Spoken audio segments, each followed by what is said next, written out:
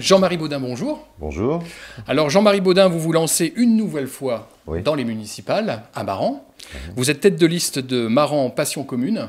C'est ça. Qu'est-ce qui vous a décidé, une fois de plus, à repartir en campagne? Alors, qu'est-ce qui m'a décidé? En fin de compte, je crois que je n'ai pas quitté la campagne depuis 2014, ça c'est sûr. Élu dans l'opposition, voilà, c'était pas facile à tenir. J'ai toujours la même envie, j'ai envie que Maran sorte un petit peu du brouillard dans lequel il se trouve en ce moment, et j'ai envie que les choses évoluent et bougent sur Maran. Alors vous partez pas tout seul, bien évidemment, vous avez des colistiers. Ils viennent d'où ces colistiers? Qui sont-ils? Tous marandais, de 18 à 70 ans, viennent de tous les horizons. Il y a des fonctionnaires, des agriculteurs, des commerçants, des artisans. Voilà, on a pris à peu près toutes les strates de la population, population représentative, enfin des colistiers représentatifs de notre population et qui ont la même envie, la même passion. Et c'est pour ça qu'on a appelé notre liste Maran Passion Commune. On a tous une passion pour Maran. Alors en face de vous, vous avez Thierry Bellage, le maire sortant, Oui. et Morissette Mingot. Il n'y aurait pas pu avoir une alliance entre Morissette Mingot et vous pour faire une liste de front face à Thierry Bellage? Alors, une réponse tout à fait honnête. Madame Mingot a suivi M. Bellage pendant 4 ans et demi sur une politique que j'ai dénoncée. Honnêtement, non. Non, je ne me vois pas m'allier ni avec Michel Métru si demain sa liste voit le jour. Je ne me vois pas m'allier ni avec Bellage, ni avec Mingot, ni avec Métru. Vous êtes plutôt une liste de gauche, vert, c'est ça? C'est ce que j'ai lu chez nos confrères de la presse. C'est ce que vous aviez déclaré un petit peu? Il ne faut pas tout croire de ce que dit la presse. Je suis de gauche. Pour autant, je n'ai pas demandé d'étiquette politique à mes colistiers, donc nous sommes sans étiquette. C'est vrai on va défendre la trame verte sur Maran, on va défendre le côté vert, mais pour autant, je n'ai pas d'étiquette politique. Alors, Maran, c'est une grande ville, c'est la première ville de la CDC au Nice Atlantique. Quel est votre programme? Quelles sont les 3 priorités de votre programme et quelles sont les mesures que vous mettriez en place si vous êtes à la tête de cette commune? Alors, sortir 3 priorités de notre programme, ça ne va pas être évident. La première chose, c'est difficile à ce point-là, à Maran? Tout est lié. Tout est lié. La première grosse opération qu'on mettra en place, c'est une opération concertée avec la région et l'État. Ça s'appelle une ORT, une opération de revitalisation du territoire. Nous avons besoin de revitaliser notre territoire, nous avons besoin de redynamiser Maran. Et donc cette opération, elle est centrée elle va sur les centres-bourgs. Et donc quand je dis tout est lié, forcément tout est lié, puisque le centre-bourg, pour moi, c'est le centre-bourg, mais avec du commerce, avec du tourisme. Donc on va arrêter d'éparpiller les commerces dans la ville, on va arrêter de tout sortir du cœur de ville, il faut que notre cœur de ville vive. Et donc ces opérations sont à la fois de l'habitat, du commerce et du tourisme. Alors, 3 priorités, là, c'est une seule. Les 2 autres, c'est quoi? La seconde, elle découle de l'ORT, hein, c'est simplement, dans l'opération de revitalisation du territoire, il faut comprendre aussi le contournement de Maran, contournement court, et puis la revitalisation de la rue d'Aligre, parce que l'un ne va pas sans l'autre. Donc il faut absolument aboutir sur ce contournement court le plus rapidement possible. Et je sais qu'au niveau de l'État, de la région et du département, les choses commencent à mûrir. La Vendée, elle, fait son travail de son côté de Fontenay à l'Île d'Elle, donc il nous reste à rejoindre La Rochelle, Hussaux, Saint-François à Maran et l'Île d'Elle. Donc ça, c'est un projet que vous allez soutenir oui, véritablement, parce qu'on a l'impression que c'est quand même quelque chose qui dure depuis très très longtemps, le contournement de Maran. Trop longtemps, ça fait 50 ans en gros qu'on demande un contournement à Maran. Il y a eu un raté une première fois quand on a dévié Dompierre, on n'a pas dévié Maran, il faut arrêter les ratés au bout d'un moment. Donc là on y va à fond dessus, on y est pour ce contournement court et rapide. Même si ça doit contrarier certains projets du maire actuel. Il y a beaucoup de ratés à Maran, j'ai l'impression qu'on rate beaucoup de choses. On a raté beaucoup de choses, on a raté quelques portes, on a raté l'installation du siège de la CDC à Maran. C'était dans mon programme 2014. J'ai présenté ce projet au président et puis au vice-président à l'ECO, Roland Gallian. On a visité ensemble le site, mais il est bien entendu que ça se faisait sur les propositions des maires des communes. Je ne suis pas le maire de Maran, je n'étais pas le maire de Maran, je le regrette, parce qu'aujourd'hui, le siège serait encore à Maran. Donc le maire nous a proposé un terrain qui était le parking du rugby. Quand on demande un terrain qui doit se voir de la route principale, le parking du rugby, je ne pense pas qu'on en soit encore là. Alors il y a d'autres choses qui échauffent un petit peu les Marandais, c'est ce fameux pont de pierre. Et votre position, elle est tranchée là-dessus, non? Ma position est très tranchée, je l'ai annoncé en plein conseil municipal et je reproduis ma position. Je suis pour garder le pont de pierre dans l'état où il est. Que le département refasse la chaussée, ça ne me gêne absolument pas. Qu'on s'entende pour la largeur de la chaussée, ça ne me gêne pas. Mais les parapets du pont de pierre resteront en état. Enfin, en l'état, ils seront rénovés, mais le pont de pierre sera conservé, surtout. Alors, Voilà. ça pose quand même un autre problème, c'est que c'est cette fluidité entre piétons, vélos, c'est ce que voulait défendre Thierry Bellage là-dessus en faisant cette rénovation de pont. Et vous, non, ça vous gêne pas?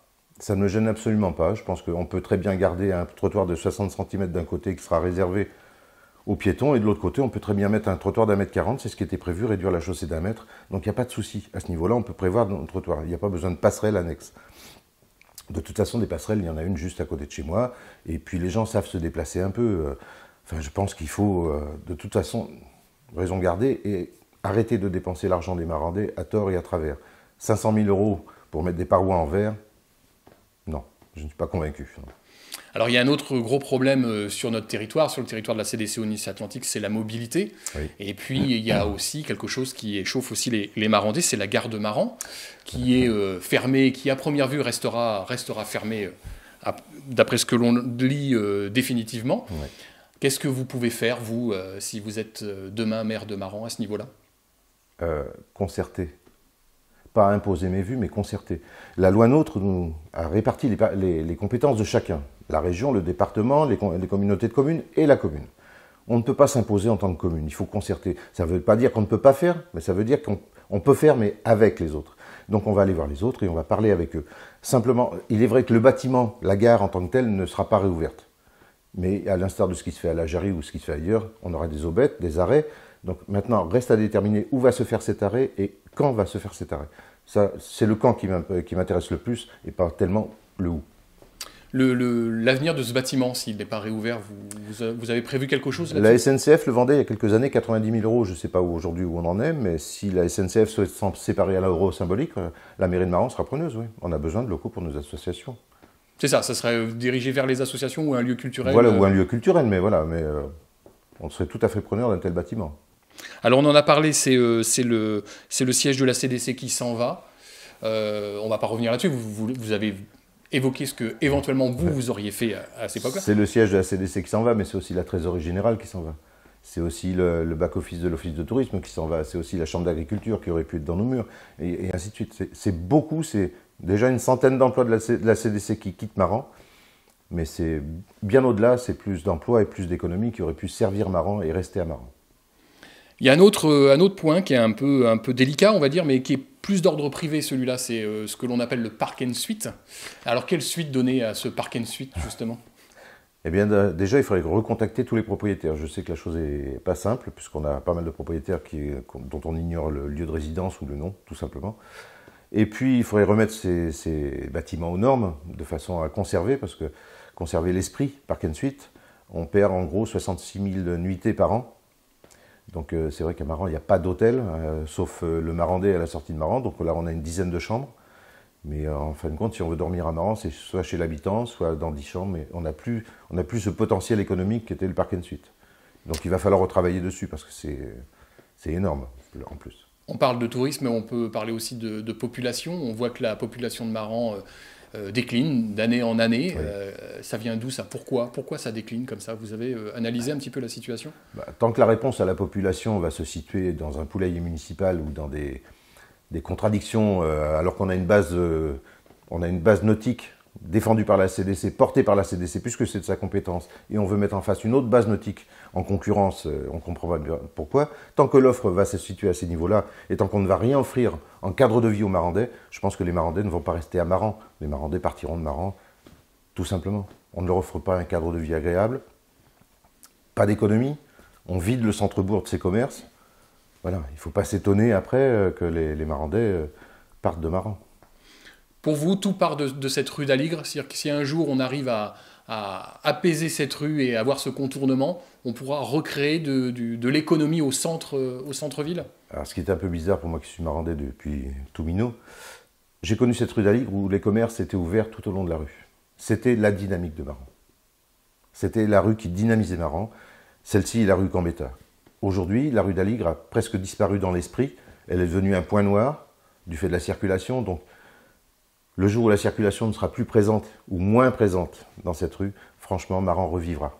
Donc, l'opportunité, l'ordre du jour, c'est bien cette opération de revitalisation du centre-bourg qu'il faut négocier avec l'État, la région, le département, la CDC. Ça fait 50 ans que ça dure. Est-ce que vous n'avez pas peur de vous casser les dents encore, Non. d'être un maire supplémentaire qui se casse Non. les dents sur cette Non, à histoire? partir du moment où je partirai dans la négociation et non pas dans imposer mes idées. On ne peut pas faire seul, je le disais tout à l'heure en ouverture, on ne peut pas faire seul contre l'avis de tout le monde. Donc il faut aller négocier pied à pied. Quand on dit travailler dans la main, c'est pas j'impose mes idées, c'est pas ça. Quand travailler main dans la main, c'est écouter l'autre et partager avec l'autre et aller sur les opportunités qui nous intéressent nous au final. Alors enfin, il y a les élections qui vont bientôt Oui. arriver. Qu'est-ce que vous faites pour mobiliser un petit peu l'électorat? On sait que voilà, les gens, c'est très difficile de les amener devant les urnes. Quel est votre plan d'action à ce niveau-là? Alors on a développé une page Facebook, on a un compte Instagram, on essaie de passer dans la presse le plus régulièrement possible, on essaie d'être présent sur le marché, d'aller voir les commerçants, d'aller voir les associations. On essaie la concertation, on essaie d'être ouvert au monde. On peut me croiser partout dans les rues de Maran sans problème et on peut me parler, il n'y a pas de souci là-dessus. Mes colistiers sont entièrement au courant du programme et notre réunion de jeudi prochain, après-demain, va permettre à tous les Marandais de les connaître et d'aller les questionner, puisqu'il n'y a pas de questions qui sont interdites. Donc voilà, on va faire notre campagne de pub au plus près des habitants. Et puis qu'est-ce qu'on a pour les convaincre? Un vrai programme. Merci Jean-Marie Bodin. Voilà, merci.